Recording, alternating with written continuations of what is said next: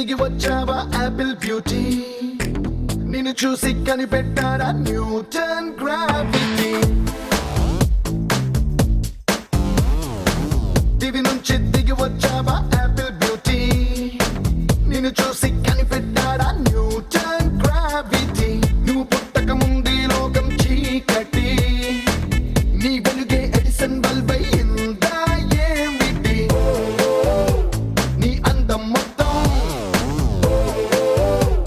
ఓ బుక్కుగా రాస్తే ఆకాశం, నీ సొగసుని మొత్తం